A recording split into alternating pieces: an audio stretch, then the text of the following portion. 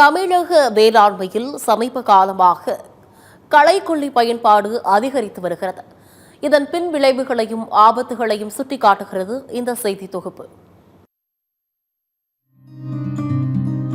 மண்ணுக்கும் அறிவு இருக்கு, உயிரும் இருக்கு. உணவை விளைவித்துக் கொடுக்கும் மண்ணில் இன்றைக்கு மண் வாசனையே இல்லை. மண் வளத்துடன் இருக்க வேண்டுமென்றால் அங்கு மண்புழுக்கள் இருக்க வேண்டும்.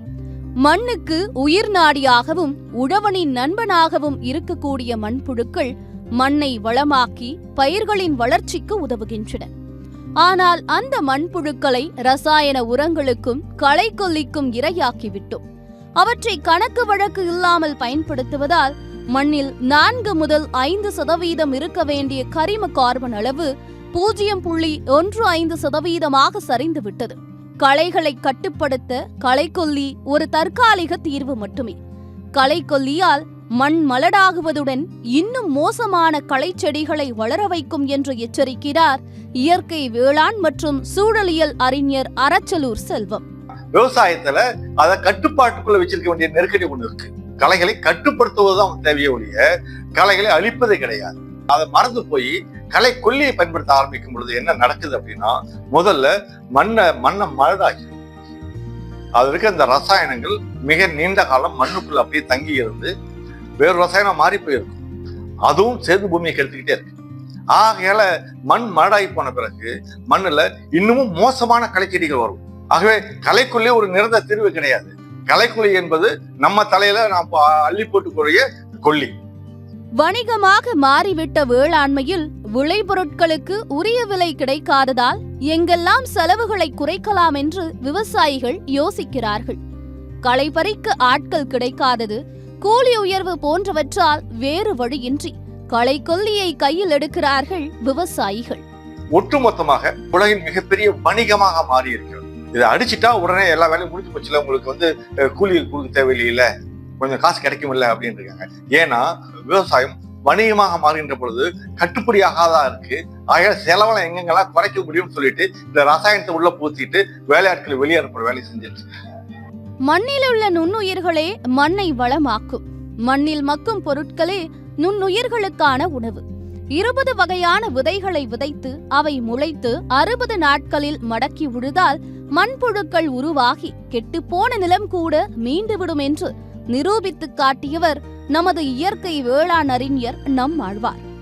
பசுந்தடைகளை மண்ணுக்குள் மடக்கி உழுதால் நுண்ணுயிர்களுக்கே உணவாகி மண் வளமாகும்.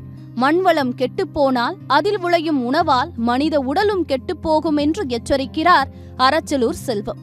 மண்ணுல தான் வேறு இருக்க முடியும். ஆனா மண் வளம் இழக்கின்ற பொழுது என்ன நடக்கும் அப்படின்னா, பயிர்கள் இருந்து கிடைக்கக்கூடிய இந்த தானியங்களானாலும் சரி, காய்களானாலும் சரி, பழங்களாலும் சரி, அது ஊட்டங்கள் இல்லாதாக போயிடும். ரசாயன உரங்கள் போட்டதுனால இந்த உணவு தானியங்களுக்குள்ளும் பழங்களுக்குள்ளும் என்னென்ன வகையான ஊட்டங்கள் இருக்குது அப்படின்னு 10 ஆண்டுகளுக்கு ஒரு முறையான சோதனைகளை இந்திய வேளாண் ஆராய்ச்சி கழகம் செய்தது. அதெல்லாம் ஒவ்வொரு 10 ஆண்டு காலத்துக்கும் அது குறைந்துகிட்டே இருக்க தெரிஞ்சிருக்கு. அப்போ மண்ணுக்குள்ள என்ன இருக்கும் அதுதான் பயிர்ல இருக்கும். மண்ணுக்குள்ள அது இல்லாம போயிடுச்சு அப்படின்னா பயிர்ல இருக்காது. பயிர்ல இல்லைன்னா அதை சாப்பிட்டு நமக்குள்ள என்னவா இருக்கும்? களைக்கொல்லி பயன்பாட்டால் மண் மலடாகி தண்ணீர் விஷமாகி உணவு நஞ்சாகிறது. சுற்றுச்சூழலை சீரழித்து உணவு சங்கிலியை அறுக்கும் களைக்கொல்லியால் எதிர்காலமே கேள்விக்குறியாகும் என்கிறார் சுற்றுச்சூழல் ஆர்வலர் வெற்றிமாறன். கூடுதலாக மக்கள் இன்னைக்கு நல்ல விழிப்புணர்வு அடைஞ்சிருக்காங்க. இயற்கையான உணவை சாப்பிட்ருக்காங்க. மேலை நாடுகள்லாம் என்ன நினைச்சிருக்காங்கன்னா, இந்த களைக்கொல்லிகளை நிப்பாட்டிக்கிறாங்க, அப்புறம் மருந்தடிக்கிற 2 பேருக்கு விஷத்தை பயன்படுத்துறத நிப்பாட்டிக்கிறாங்க விவசாயத்தில். இயற்கை விவசாயத்துக்கு மறுபடியும் சுற்றுச்சூழலும் அடுத்த தலைமுறைக்கான ஒரு நல்ல நஞ்சில்லாத உணவும் அடுத்த தலைமுறைக்கான ஆரோக்கியமான சுற்றுச்சூழலும் இங்கே உருவாகிறதுக்கு ரொம்ப அடிப்படையாக இருக்கும். முக்கியமாக கருத்தரிப்பில் மிகப்பெரிய பிரச்சனை உண்டாக்குதுன்னு ஆய்வுகள் தொடர்ச்சியாக சொல்கிறாங்க. இது மூலமாக இது உயிர்கொல்லின்னு நம்மாழ்வாரை அடிக்கடி சொல்லுவார். நாம் உண்ணும் உணவில் ஊட்டச்சத்துகள் இல்லை என்பதை அரசாங்கமே வெளிப்படையாக ஒப்புக்கொண்டு விட்டது. அரிசியை கூழாக்கி அதில் இரும்புச்சத்து, போலிக் அமிலம், வைட்டமின் B12 போன்ற சத்துக்களை சேர்த்து அதை மீண்டும் அரிசியாக்கி செறிவூட்டப்பட்ட அரிசி என்ற பெயரில் சாதாரண அரிசியுடன் கிலோவுக்கு 10 கிராம் வீதம் கலந்து மக்களுக்கு திணிக்கிறார்கள். மக்களுக்கு தேவைப்படக்கூடிய உணவு கொடுப்பதில் அரசு வெற்றி பெற்றதாங்கிற அந்த இடத்துலயே அரசு தோத்து போயிருக்கு. இன்னைக்கு மக்களுடைய உணவுல என்ன அதிகமா இருக்குன்னா அரிசியும் கோதுமையும் அதிகமா இருக்கக்கூடிய காய்கறிகள் கிடையாது, பழங்கள் கிடையாது, பயிறு வகைகள் கிடையாது, பருப்பு வகைகள் எதுவுமே கிடையாது, இல்ல எண்ணெய் கிடையாது. வளரும் பெண்களுக்கும் வளரும் மாணவர்களுக்கும் ரத்த சோகைகள் இருக்கிறாங்க. 30 ஆண்டு காலம் முயற்சி பண்ணி பார்த்துட்டோம், இன்னும் தீரல. பிரச்சனையை டெக்னாலஜிக்கலா பார்க்கறாங்க ஒழிய ஈக்காலஜிக்கலா பார்க்கல. ஈக்காலஜிக்கலா பார்த்தா பிரச்சனை முடிவிடும். சூழலியல் ரீதியாக பார்த்தீங்கன்னா பிரச்சனையை சூழலியல் சார்ந்த பிரச்சனையை சூழலியல் மூலமாக தான் சரி செய்ய முடியும், தொழில்நுட்ப ரீதியாக முடிவு செய்ய முடியாது.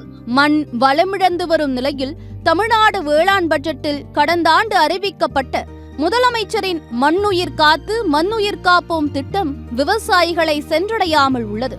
மண் வளத்தை பாதுகாக்க களைக்கொல்லிக்கு தமிழ்நாட்டில் தடை விதித்து 100 நாள் வேலை திட்டத்தை வேளாண்மையுடன் இணைக்க வேண்டும் என்பதே அனைவரின் கோரிக்கை.